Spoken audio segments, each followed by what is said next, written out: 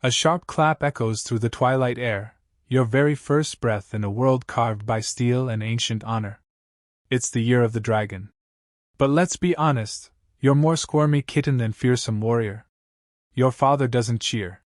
Another mouth to feed during a time when rice is worth more than gold. Welcome to feudal Japan, where your destiny was decided before you could crawl.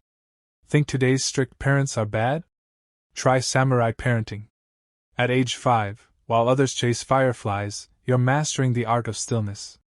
Shrine visits become marathons of silence. One sneeze?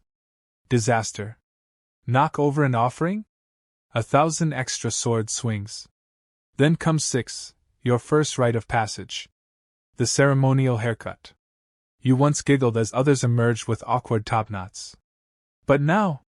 Goodbye soft locks, hello adult hairstyle that turns your head into a wobbly spear. At least now, you wear the hakama, those wide-legged pants that make walking feel like crossing a minefield in socks. 7 arrives, and comfort disappears like a ghost. You're handed over to the dojo. Your new home smells like sweat, dust, and discipline. Your master's first lesson? Sitting. Yes, just sitting. For hours. Knees burning, back aching, legs screaming in silence. Older students look serene. You look like you're fighting bees in your pants. Then, your first wooden sword. They call it bakken. You call it humiliation on a stick. It's heavier than your dreams and twice as unforgiving. Other kids get toys. You get a sword. Drop it? Do squats. Drop it twice? Do double. This isn't gym class, it's survival training. And your sensei? He once cut a fly in midair. With his eyes closed. Training here is a collection of every possible way to fail in public. Slip, trip, or flinch, and the floor remembers. But every mistake, every fall, every bruise, it's all part of the forging. Because becoming a warrior isn't about being fearless. It's about rising stronger after every stumble. That wasn't just a fall, it was a lesson in humility. You trip and slam face first into the dojo floor during a basic stance, and just like that, you've unintentionally invented a brand new way to bow. Your sensei, with a calm grin, reminds you that even the tallest mountains were once mere hills. You're not entirely convinced, but it helps ease the sting. Winter descends like a silent warrior.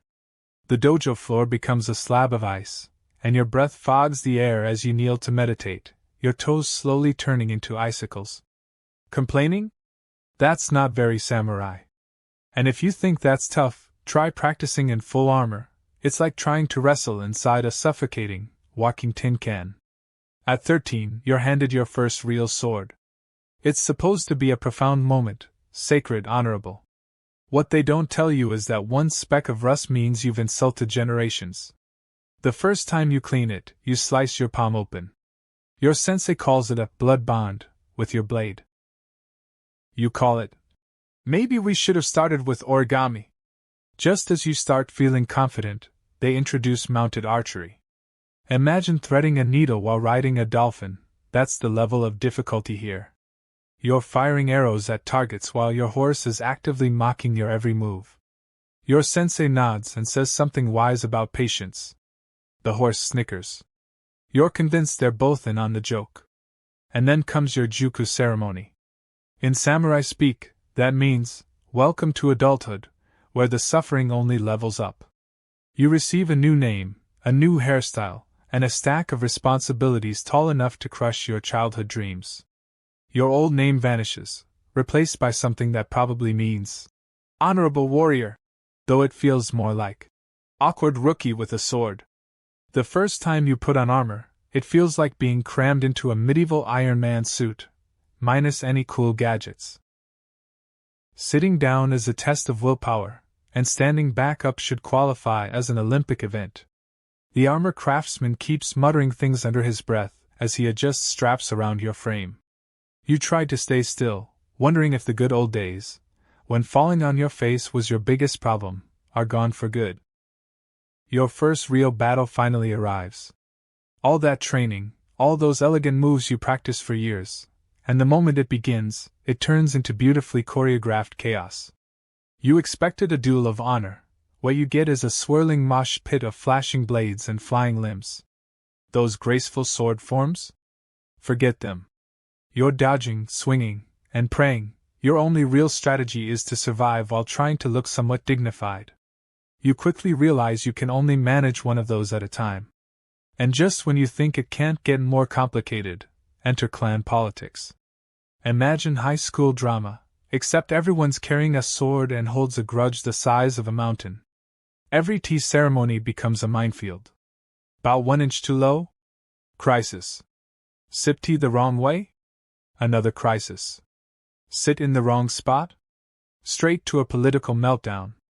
You start to wonder if the real enemy isn't some rival clan, it's etiquette. Then comes the next ambush, marriage.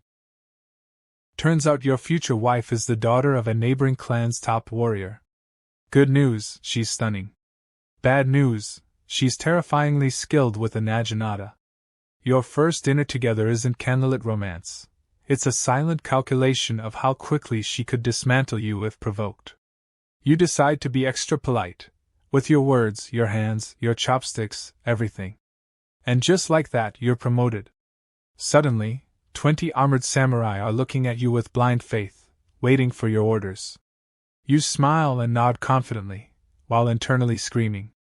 Your grand battle strategy? Look like you know what you're doing and pray no one notices the panic. Somehow it works. Your troops call you a genius. You call it the greatest acting performance of your life. One day, during a crucial skirmish, your horse gets startled by a butterfly. Yes, a butterfly. Your perfect formation collapses in seconds. But the enemy is so confused by your chaotic maneuvering that they fall right into your trap, accidentally. You win. Apparently, failing upward is a valid strategy in samurai warfare. Soon, the battlefield becomes political. And honestly, you'd rather face 100 enemy swords than another council tea ceremony. At least in war, you know who wants to kill you. In the council chamber, they're smiling while plotting your downfall over flawlessly brewed green tea. Fortunately, your wife proves to be a master of this new battlefield. Turns out all that naginata training translates beautifully into verbal warfare. She doesn't just defend you, she dominates. And then comes your greatest challenge yet, training the next generation. Now you're the one they bow to, the sensei with wisdom in his eyes and 1,000 battle scars behind every word. The student has become the master. You remember all those wise-sounding proverbs your sensei used to say? Now you're the one making them up on the fly. The bamboo that bends is more bendy than the one that doesn't. Somehow, they're writing it down like it's divine wisdom. Age creeps in like a stealthy ninja with a grudge. Your once legendary sword swing now comes with a free dose of joint pain. Young warriors still challenge you, but you no longer win with speed or strength, you win with what you call strategic energy conservation. Slower? No. More efficient. Or so you tell yourself? One quiet morning, you catch your reflection in a polished blade. When did your top knot turn silver? The new generation moves faster, strikes harder, and somehow breaks more etiquette rules than you ever did. You watch them train, remembering when you were that eager young fool who believed every problem could be solved with a sharp enough sword. If only back pain worked the same way. Then, one particularly spirited hotshot challenges you to a duel. He's probably been practicing since breakfast. Meanwhile, you can barely touch your toes. But here's the thing about getting older, flashy doesn't always mean better. While he's busy showing off footwork, you end the duel with a single, perfectly timed move. The stunned look on his face is priceless. How? He stammers.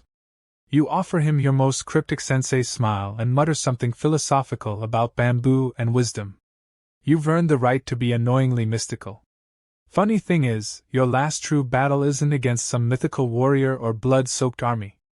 It's a council meeting at dawn, where you prevent a war simply by telling embarrassing stories about everyone's grandfathers. Turns out your greatest victory wasn't drawing a sword, it was knowing when to leave it sheathed. And those awkward tea ceremony mishaps you collected over the years? Turns out they're quite useful in negotiations. They find you one morning in the garden peaceful, your sword resting across your lap. You've finally mastered the size posture that tormented you as a kid. Your last message to your students isn't a riddle about honor or combat. It's this: the real secret to becoming a great samurai isn't about mastering the sword, it's surviving long enough to realize that most problems never required one in the first place.